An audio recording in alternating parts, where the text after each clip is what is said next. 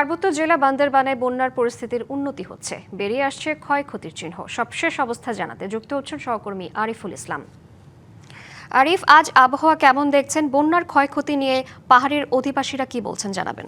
শ্রাবন্তী, আজকের যে আবহাওয়াটা সেটা কিন্তু গতকাল সকাল থেকে আমরা দেখেছি চট্টগ্রাম, পার্বত্য চট্টগ্রাম প্রত্যেকটা জায়গাতেই কিন্তু রোদের যে ওঠার বিষয়টা সেটা কিন্তু আমরা সকাল থেকে দেখেছি। কোনো ধরনের বৃষ্টি সেই গতকাল সকাল থেকে কিন্তু হচ্ছে না। এর পাশাপাশি যদি বলতে চাই, যারা পানিবন্দী ছিলেন এতদিন 7 থেকে 8 দিন, তারা এই বান্দরবান বাজালিয়া যে গ্রামটি আছে, এলাকাটি আছে, সেই বাজালিয়া মানুষ তারা কিন্তু প্রত্যেকেই তাদের যে পাহাড়ের উপরে যারা আত্মীয়স্বজন আছে সেখানে ছিলেন, এছাড়াও আশ্রয় কেন্দ্র ছিলেন, তারা আবার কিন্তু ঘরে ফিরতে শুরু করেছে এবং কি নতুন করে লড়াই করছে। এই জন্য তাদের যে ব্যবসা প্রতিষ্ঠান ছিল সেই ব্যবসা প্রতিষ্ঠানটাও কিন্তু একবারে দেখতে পাচ্ছেন ধ্বংস হয়ে গেছে, ভেসে গেছে বলা যায়। আবার নতুন করে সেই ব্যবসা প্রতিষ্ঠানকে গড়ে তোলার যে ভাবনা বা প্রস্তুতি সেটাই কিন্তু ইতিমধ্যে সম্পন্ন করতেছে। এবং কি আরেকটি বিষয়, যে যেখানে বাড়িগুলো যেখানে ক্ষতিগ্রস্ত হয়েছে সেখানকার যারা এই ঘরের মানুষ তারা কিন্তু ঘরে ফিরতে শুরু করেছেন। এবং কি তারা যে আবার নতুন করে, আপনি যদি একটু দেখানোর চেষ্টা করব, যে তাদের আসবাবপত্র বা যে ঘরে যা যাবতীয় যে জিনিসগুলো ছিল সেগুলো আসলে যতটুকু রক্ষা করতে পেরেছে তারা কিন্তু রক্ষা করেছেন, আর যেগুলো করতে পারেনি সেটা একটা ক্ষতির কারণ হয়ে গেছে।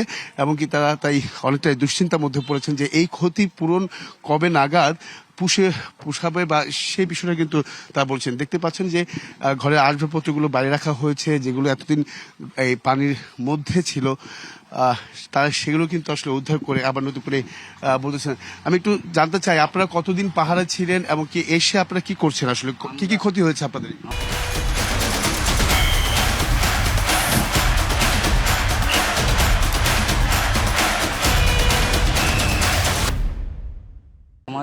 আমাদের বাড়িগুলো তো অনেকগুলো আসবাবপত্র ক্ষতি হয়েছে। আমরা 8 তারিখে বাইরেছি বাড়ি থেকে, আজকে 14 তারিখে ঢুকছি, আসবাবপত্র আবার বাইর করে আবার কাজ করতেছি আর কি।